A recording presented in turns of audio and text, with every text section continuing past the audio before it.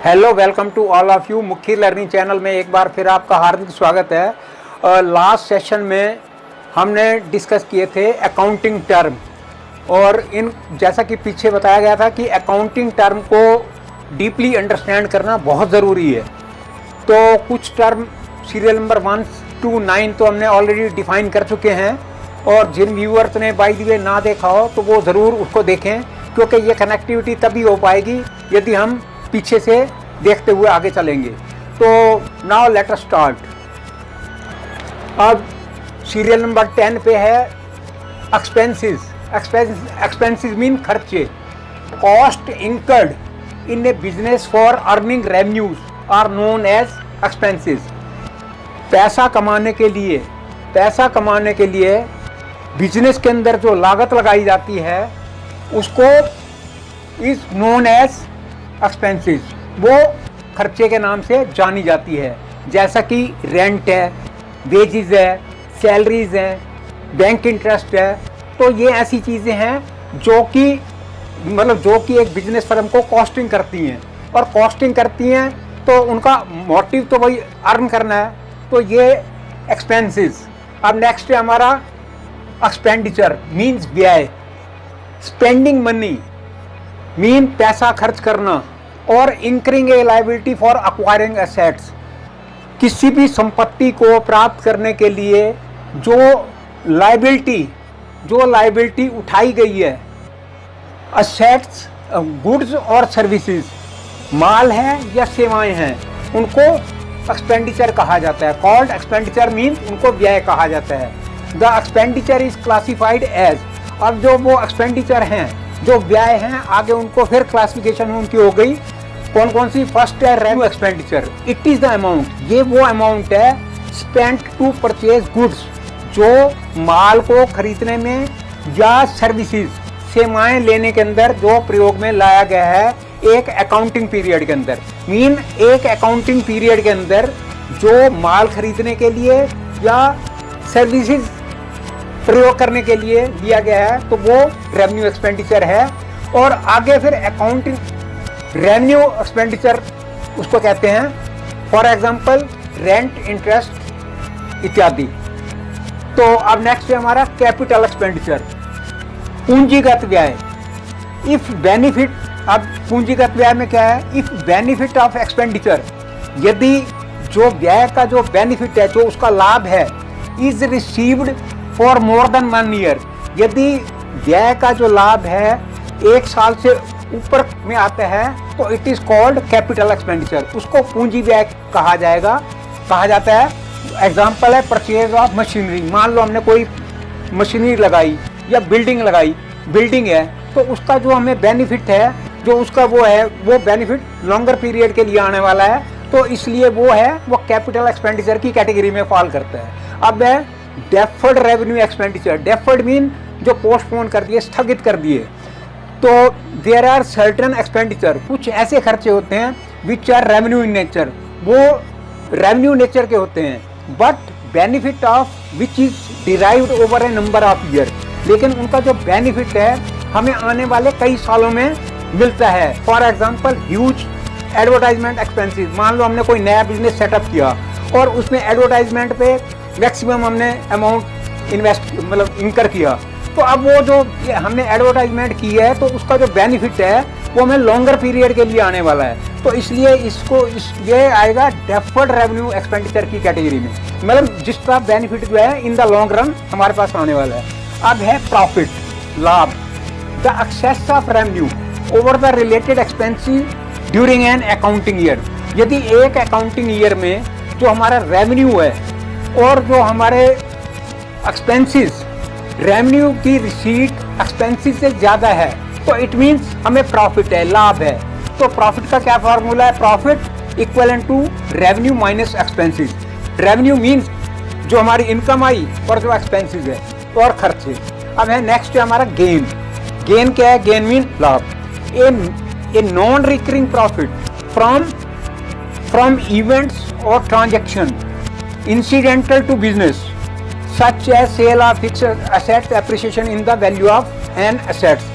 अब बिजनेस के अंदर जो आकस्मिक मतलब हमें लेन देन से या किसी घटना से कभी कभार हमें क्या हुआ, प्रॉफिट हुआ, लाभ हुआ, तो वो हमारा क्या है, वो गेन है।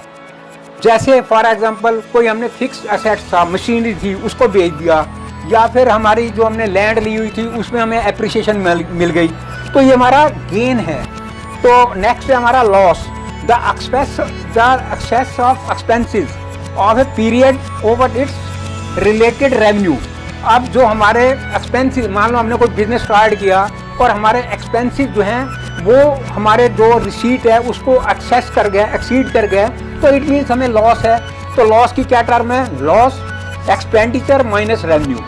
तो एनीहाउ अब हमारा continue at serial number 15, serial number 15। और नेक्स्ट है हमारा गुड्स मीन माल, the product in which the business deal in, mean जो बिजनेसमैन है, जो व्यापारी है, जो वो बिजनेस डील कर रहा है, in the item business in the item that are purchase for the purpose of resale. खाली हमने उस आइटम को लेना है, जो आइटम वो खरीदी गई है उसको उठा के दोबारा से उसमें रीसेल करना है, मीन्स परचेज करके उसको दोबारा रीसेल करना है। And not use in the business, उसको मतलब अपने बिजनेस में यूज नहीं करना है, उसने रीसेल करना है। और कॉल्ड गुड्स, उनको माल कहा जाता है, गुड्स कहा जाता है। नेक्स्ट है हमारा परचेजेस, क्रय, जिसमें हिंदी का मतलब है the term purchases is used only for the goods. ये जो टर्म है इसकी परचेजेस की, वो वहाँ पे यूज होती है कि गुड्स परचोर्ड बाय बिजनेस। यदि किसी बिजनेस ने, किसी व्यापारी ने बिजनेस मतलब माल खरीदा है और रीसेल, यानी कि उसको रीसेल करने के लिए, ये बड़ा इंपॉर्टेंट पॉइंट है कि जो उसने गुड्स खरीदी हैं उनका रीसेल होना है।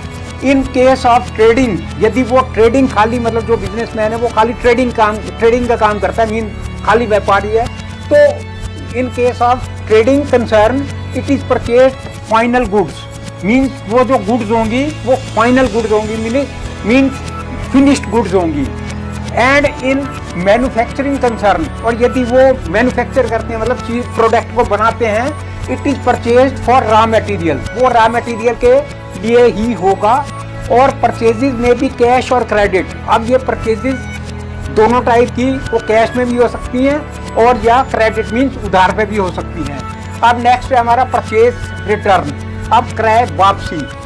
तो क्या है कि when purchase goods are returned to supplier, जब सप्लायर को जो सामान खरीदा गया था, क्रय किया गया था, यदि हम उसको वापस करते हैं, क्यों वापस करते हैं, ड्यू टू डिफेक्ट, किसी डिफेक्ट की वजह से या और किसी रीजन से हम उसको सप्लायर फर्म को वापस करते हैं, तो वो क्या है, वो that is known as purchase return, उसको परचेज रिटर्न के नाम से जाना जाएगा। अब नेक्स्ट है हमारा सेल मीन विक्रय। Sales are total revenues from goods sold और सर्विसेज प्रोवाइडेड टू कस्टमर। अब सेल क्या है, वो हमारी इनकम आय है जो हमारे पास कैसे आई है, सामान बेचने से, या जो हमने अपनी मतलब जो कस्टमर है हमने, या हमने अपने कस्टमर को सर्विसेज सेवाएं प्रदान की हैं, तो हमारे पास वो इनकम आई है। अब सेल में भी कैश और क्रेडिट, सेल जो है वो नकद भी हो सकती है या उधार पे भी हो सकती है, ठीक। अब नेक्स्ट है हमारा सेल रिटर्न, विक्रय वापसी। जो माल हमने मान लो सेल किया, उसका क्या स्टेटस है, when sold goods are return from customer. मान लो हमने किसी कस्टमर को कोई माल बेचा, अब वो क्या है कि ड्यू टू एनी रीजन, यदि वो किसी वजह से भी वो वापस हमें कर देता है, तो वो क्या जाना जाएगा, वो जाना जाएगा सेल्स रिटर्न, मतलब विक्रय की वापसी। अब है नेक्स्ट हमारा डेबिटर मीन देनदार। If the business buys goods services on credit, यदि व्यापार जो है वो माल खरीदता है या किसी और फर्म की सेवाएं लेता है, किस पे लेता है, क्रेडिट पे, उधार पे, and amount is still to be paid, और जो पेमेंट ड्यू है उसकी अभी हमने पेमेंट करनी है, और payment amount is still to be paid to the person and और एंटिटीज, जो बिजनेसमैन है या वो ऑर्गेनाइजेशन है, यदि उसको हमने पेमेंट करनी है तो these are liabilities for business, और वो बिजनेस के लिए क्या है, वो देनदारी हैं। These are liabilities for business. ठीक, अब नेक्स्ट है हमारा बिल रिसीवेबल। बिल जो हमारे पास बिल रिसीवेबल, जो हमारे पास बिल प्राप्त होने, क्या है, bill receivable is an accounting term of bill of exchange. Bill of exchange को आगे चल के हम डिफाइन करेंगे, तो अभी फिलहाल इतना है कि ये एक बिल रिसीवेबल जो है वो बिल ऑफ एक्सचेंज की एक अकाउंटिंग टर्म है। और bill of exchange is bill receivable for seller eight the time of credit sale. यदि उसने क्रेडिट मतलब कि जो बेचने वाला है उसने उधार पे माल बेचा है, तो वो जो है वो bill receivable for the seller, बेचने वाले के लिए वो बिल रिसीवेबल है। और नेक्स्ट है हमारा बिल्स पेएबल। अब बिल पेएबल क्या है, bill payable is also an accounting term of bill of exchange. जैसे मैंने अभी कहा, बिल ऑफ एक्सचेंज को हम नेक्स्ट सेशन में इन डिटेल डिफाइन करेंगे कि बिल पेएबल जो है वो बिल ऑफ एक्सचेंज की एक अकाउंटिंग टर्म है। और a bill of exchange is payable for purchase at the time of credit purchase. यदि हमने उधार माल परचेज किया है तो जो वो है बिल जो है वो हमारा पेएबल है। Bill of exchange is a bill of exchange is payable for purchase of the eight the time of credit, तो वो बिल पेएबल है। मीन्स जो हमने क्रेडिट पे माल खरीदा है तो वो जो पेमेंट करनी है वो बिल पेएबल है। That is an accounting term of bill of exchange.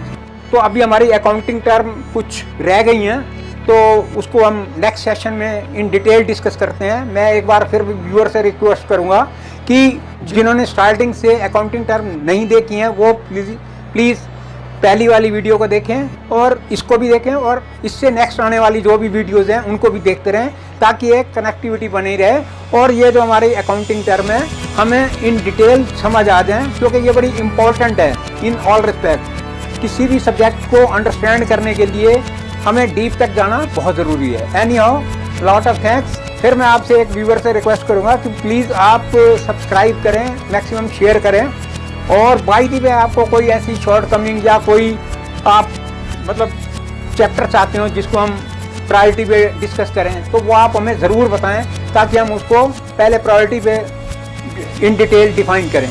Any how, lot of thanks for viewing.